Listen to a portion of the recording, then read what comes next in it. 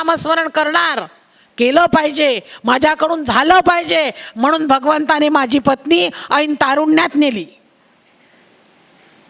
म्हणजे जी परिस्थिती आपल्यावर आली त्या परिस्थितीला भगवंताला दोष न देता त्यामध्ये आपलं काहीतरी आहे हा विचार करण्याची वृत्ती ही संतांची असते, आपली नाही आहे.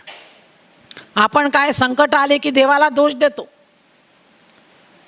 पण हा ब्राह्मणही तसाच होता. देवाला दोष देत नव्हता, शांत राहत होता, पण रोजही पूजापाठ करून आला आणि संध्याकाळी घरी आला की पत्नी म्हणायची, का हो आपल्याला मूलबाळच नाही. या ब्राह्मणाजवळ सगळं होतं, फक्त एकच न्यून या ब्राह्मणाजवळ होतं, ते म्हणजे त्याला मूलबाळच नव्हतं. मग रोज पत्नी कटकट करायची, काय हो आपल्याला मूलबाळ नाही. ब्राह्मण म्हणायला लागला की मूलबाळ नाही ना, तुझं मन कशामध्ये रमत नाही, तर मी काय करतो, आपल्या घरासमोर अनेक झाडं लावून देतो, तू झाडाची सेवा कर, झाडाला फुलं आले की तुला प्रसन्न वाटेल. या ब्राह्मणाने दारासमोर झाडं लावले, पण या ब्राह्मणाचं कर्म एवढं वाईट होतं की अनेक झाडं यांनी आपल्या अंगणामध्ये लावले, पण याच्या झाडाला फुलही आलं नाही आणि फळही झाडाला लागलंच नाही. रोज बायकोची कटकट ऐकून तो उद्विग्न झाला.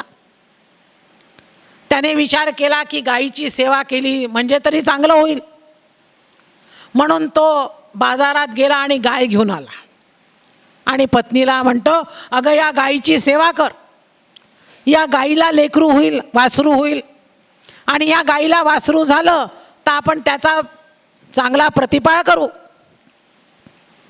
या ब्राह्मणाने गाय आणून दारासमोर बांधली, गाईची सेवा करायला लागला, पण गाईला काही वासरू झालंच नाही. होता होता 15 वर्षाचा कालावधी गेला, घरासमोर झाडाला फूल नाही, दारासमोर गाय बांधलेली आहे, गाईला वासरू नाही. एक दिवस या ब्राह्मणाची पत्नी धुंदुली विहिरीवर पाणी भरायला गेली. विहिरीवर पाणी भरायला गेली, अनेक बायका पाणी भरत होत्या. ही जशी पाणी भरायला गेली तशा सगळ्या बायकांनी तोंड फिरवलं, म्हणे